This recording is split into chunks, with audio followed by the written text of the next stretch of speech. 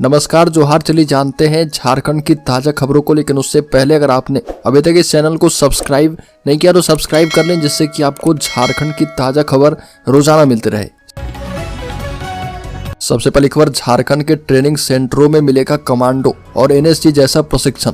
झारखंड के ट्रेनिंग सेंटरों में पुलिस जवानों को कमांडो और एनएसजी जैसा प्रशिक्षण दिया जाएगा और इसके लिए रिटायर्ड सैनिकों को पदस्थापित किया जा रहा है। ये रिटायर्ड सैनिक पहले सेना एवं दूसरे संस्थान में प्रशिक्षण देते थे और इसके लिए 21 अनुदेशक और 4 वरीय अनुदेशक के पद सृजित किए गए हैं। इनकी नियुक्ति राज्य के 4 काउंटर इंसर्जेंसी एंड टेररिस्ट स्कूलों में होगी। Counter insurgency and terrorist school Latehar के नेतरहाट, हजारीबाग के पदमा, पूर्वी सिंहभूम के मुसावनी और रांची के टेंडर ग्राम में स्थापित है। अगली खबर, हेमंत सोरेन की अध्यक्षता में झारखंड कैबिनेट की इस साल की पहली बैठक 7 जनवरी को होगी। झारखंड में हेमंत सोरेन कैबिनेट की बैठक 7 जनवरी को बुलाई गई है। बैठक अपराह्न 4 बजे से होगी। मंत्रिमंडल सचिवालय एवं निगरानी विभाग ने यह जानकारी दी है। बताया गया कि हेमंत सोरेन की अध्यक्षता में कैबिनेट की बैठक 7 जनवरी 2025 को अपराह्न 4 बजे से झारखंड मंत्रालय के मंत्री परिषद कक्ष में बुलाई गई है। साल की पहली कैबिनेट में कई अहम फैसले लिए जा सकते हैं। अगली खबर, साहिबगंज में चला नो हेलमेट नो फ्यूल एवं no seat belt no fuel अभियान। बता दें कि राष्ट्रीय सड़क सुरक्षा माह 2025 के अंतर्गत जिला परिवहन पदाधिकारी मिथिलेश कुमार चौधरी के नेतृत्व में साहिबगंज जिले के सभी पेट्रोल पंप पर नो हेलमेट नो फ्यूल एवं no seat belt no fuel का अभियान चलाया गया और सड़क सुरक्षा की दृष्टि से सभी वाहन चालकों को सड़क सुरक्षा के प्रति जागरूक एवं संवेदनशील होने का आग्रह किया गया। सभी को बताया गया कि सड़क सुरक्षा के नियमों का पालन करें एवं जिले एवं राज्य में हो रहे सड़क दुर्घटना में कमी ला पाए।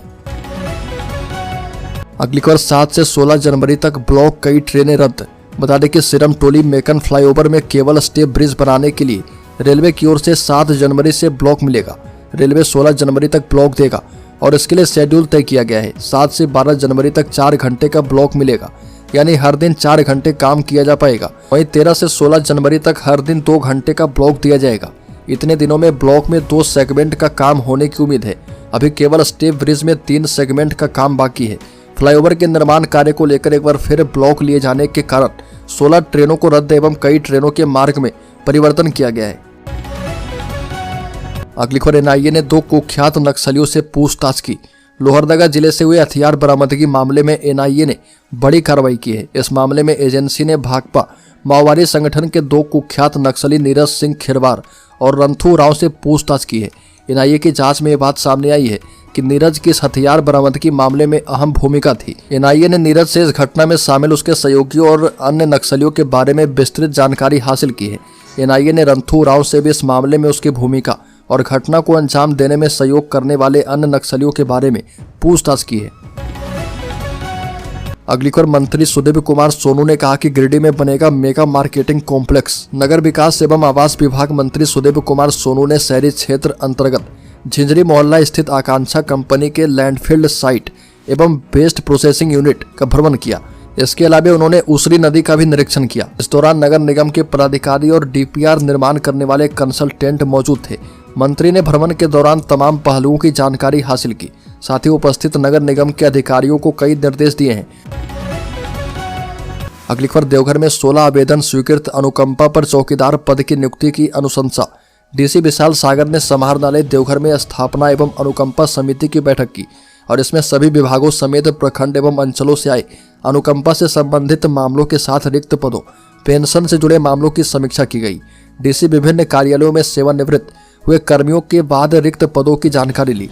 उन्होंने अधिकारियों को निर्देश दिया कि अनुकंपा एवं पेंशन से जुड़े मामले का त्वरित निष्पादन करें। बैठक में वर्ग ग एवं घ पदों के लिए कुल 17 अनुकंपा से जुड़े आवेदनों में 16 आवेदनों को स्वीकृति दी गई है। अगली खबर, बिहार विधानसभा चुनाव पर हेमंत सोरेन की नजर, इतनी सीटों की मांग कर सकती है झारखंड मुक्ति मोर्चा।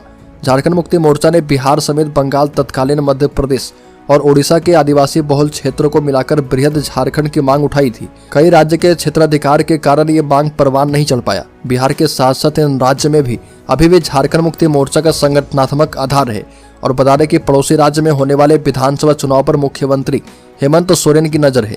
सत्तारूढ़ झारखंड मुक्ति मोर्चा है, वहां पर राजद समेत कांग्रेस और वाम दलों से विधानसभा चुनाव में अपने लिए सीटों की दावेदारी करेगी। अगली खबर 38वें नेशनल गेम्स में झारखंड के लिए निशाना साधेंगे जिले के 3 तीरंदाज। बता दें कि आगामी 28 जनवरी से 14 फरवरी 2025 तक उत्तराखंड में आयोजित 38वें नेशनल गेम्स में सरायकेला खरसावां जिला के 3 तीरंदाज झारखंड के लिए लक्ष्य पर निशाना साधेंगे। पिछले दिनों जमशेदपुर में आयोजित चयन ट्रायल के आधार पर 3 तीरंदाजों का चयन झारखंड टीम के लिए किया गया था। रिकवर राउंड के महिला वर्ग में सरायकेला खरसावां जिला की तीरंदाज दीपिका कुमारी एवं पुरुष वर्ग में गुरुचरण बेसरा का चयन किया गया है और इंडियन राउंड में महिला वर्ग की खरसावां की सुमन कोप का चयन किया गया है। अगली खबर, राज्य में 6 जनवरी को 56 लाख महिलाओं के बैंक खाते में आएंगे 2500 रुपए। मुख्यमंत्री हेमंत सोरेन 6 जनवरी को नामकुम के खोजा टोली मैदान में आयोजित होने वाले मैया सम्मान समारोह का उद्घाटन करेंगे और समारोह के दौरान राज्य सरकार द्वारा दिसंबर महीने से बढ़ी हुई सम्मान राशि 2500 रुपए लगभग 56 लाख महिलाओं के बैंक खातों में ऑनलाइन ट्रांसफर की जाएगी। कार्यक्रम में झारखंड के विभिन्न जिलों से लगभग 3 लाख महिलाओं के शामिल होने की संभावना है। महिला बाल विकास एवं सामाजिक सुरक्षा विभाग ने पहले ही इस योजना के लिए सभी जिलों को धनराशि आवंटित कर दी है। अगली खबर, CUJ में 10 दिनी राष्ट्रीय कार्यशाला 17 जनवरी से झारखंड की राजधानी रांची स्थित झारखंड केंद्रीय विश्वविद्यालय में 17 से 28 जनवरी तक सोशल मीडिया कंटेंट क्रिएशन पर एक 10 दिवसीय राष्ट्रीय कार्यशाला होगा और यह कार्यशाला झारखंड पर्यटन विभाग के सहयोग से आयोजित किया जा रहा। इस कार्यशाला में भाग लेने के लिए पंजीकरण शुल्क नहीं लिया जाएगा। इच्छुक प्रतिभागी 8 जनवरी तक गूगल फॉर्म के माध्यम से अपना पंजीकरण करवा सकते हैं। यह वर्कशॉप पूरी तरह से आवासीय है। अगली खबर, झारखंड के 10 स्कूलों में होगी आवासीय सुविधा, जनजातीय समूह के बच्चों का नामांकन। झारखंड के 10 स्कूलों में आवासीय सुविधा विकसित की जाएगी। स्कूलों का चयन झारखंड शिक्षा परियोजना परिषद ने कर लिया है। 10 अलग अलग जिलों में एक स्कूलों को इसके लिए चिन्हित किया गया है। इन स्कूलों में हॉस्टल निर्माण की प्रक्रिया शुरू भी कर दी गई है। इनमें सुदूरवर्ती जनजातीय समूह क्षेत्र के बच्चों को रखकर शिक्षा से जोड़ने की पहल की जा रही है। प्रधानमंत्री जनजातीय आदिवासी न्याय महाअभियान के तहत जनजातीय समूह के विकास के लिए इन स्कूलों में आवासीय सुविधा बहाल की जा रही है। अगली खबर, PLFI प्रमुख के इलाज के संबंध में हलफनामा दायर करे झारखंड सरकार, हाईकोर्ट का आदेश। झारखंड उच्च न्यायालय ने राज्य सरकार को हलफनामा दायर करके यह बताने का निर्देश दिया है कि नक्सली संगठन PLFI के प्रमुख दिनेश गोप को इलाज के लिए एम्स ले जाने के लिए क्या क्या कदम उठाए जा रहे हैं। राष्ट्रीय अन्वेषण अभिकरण ने लगभग 2 दशक की तलाश के बाद मई 2023 में गोप को नई दिल्ली से गिरफ्तार किया था और फिलहाल वह होटवार स्थित बिरसा मुंडा केंद्रीय कारागार में बंद है। अगली खबर, मुख्यमंत्री की संवेदनशीलता से कैमरून से सभी 47 श्रमिकों की हुई सुरक्षित झारखंड वापसी। मुख्यमंत्री के निर्देश पर कैमरून में फंसे झारखंड के श्रमिकों की सुरक्षित वापसी सुनिश्चित हो रही है। इस क्रम में एक बार फिर 27 श्रमिकों की सुरक्षित वापसी हुई है। शेष 8 श्रमिक 3 जनवरी की सुबह बिरसा मुंडा एयरपोर्ट पहुंच चुके हैं। मालूम हो कि कैमरून में फंसे 47 श्रमिकों में से 11 श्रमिकों की वापसी 29 दिसंबर 2024 को हुई थी और इसके बाद 27 श्रमिकों को सुरक्षित लाया गया है।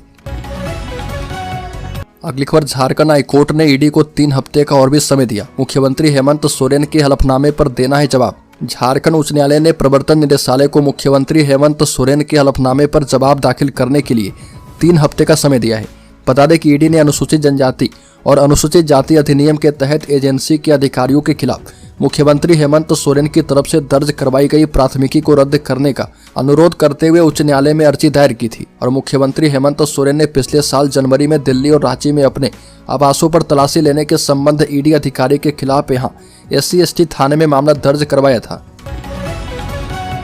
अगली खबर, बुजुर्गों को तीर्थ दर्शन और सरकारी स्कूलों के बच्चों को शैक्षणिक भ्रमण करवाएगी सरकार।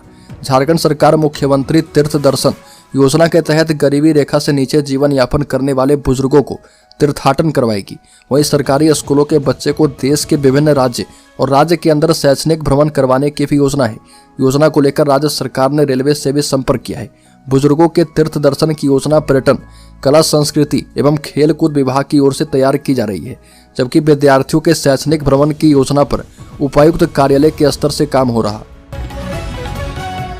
अगली खबर, सरायकेला में 5 फ्लैट में एक साथ चोरी, 5 घरों में लगा था ताला, CCTV कैमरे में कैद हुई घटना। सरायकेला खरसावां के आदित्यपुर थाना अंतर्गत धीराजगंज स्थित साईं कल्पना सोसाइटी के 3 ब्लॉक के 5 फ्लैट में बीती रात चोरी की वारदात को अंजाम दिया गया।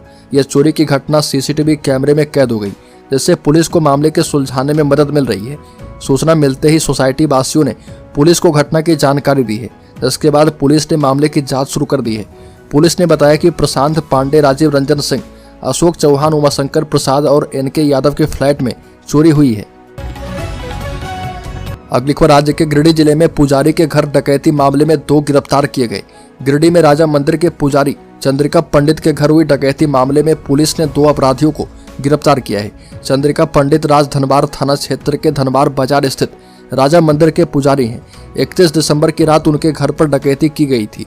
गिरिडीह एसपी डॉक्टर विमल कुमार ने बताया कि जिन अपराधियों को पुलिस ने गिरफ्तार किया है उनमें जमशेदपुर के रहने वाले रोहित कुमार शर्मा उर्फ टूटू विश्वकर्मा और आकाश मिश्रा शामिल है। अगली खबर, राज्य के कोडरमा जिले में एक ही दुकान में दोबारा चोरी करने पहुंच गई महिला पकड़ी गई। बता दें कि 2 दिसंबर की चोरी के बाद फिर से चोरी करने आई थी महिला।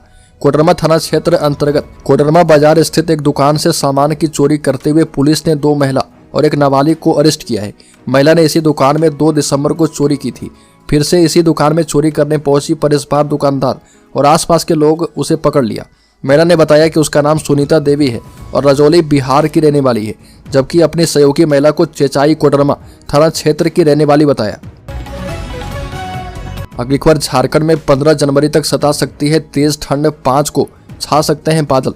5.5 डिग्री सेल्सियस के साथ सबसे ठंडा शहर गुमला बन चुका है। झारखंड में आसमान साफ होने के बाद लोगों को तेज ठंड का सामना करना पड़ रहा। तेज ठंडी हवा चलने की वजह से लोगों को सुबह और शाम ठिठुरने को मजबूर होना पड़ रहा। पिछले 24 घंटे में गुमला सबसे कम न्यूनतम तापमान 5.2 डिग्री सेल्सियस के साथ सबसे ठंडा रहा। इधर मौसम विभाग के मुताबिक अगर पहाड़ों में बर्फबारी होती रही तो 15 जनवरी तक सर्दी का सितम यूं ही जारी रह सकता है। अगली खबर, झारखंड के शेयर होल्डर्स इन्वेस्टर्स के लिए बड़ी खबर। सेंसेक्स 1436 अंक चढ़कर 79,943 पर बंद। शेयर बाजार में 2 जनवरी को बढ़त देखने को मिली है। सेंसेक्स 1436 अंक चढ़कर 79,943 के स्तर पर बंद हुआ है। वहीं निफ्टी में भी 445 अंक की तेजी रही और ये 24,188 के स्तर पर बंद हुआ है।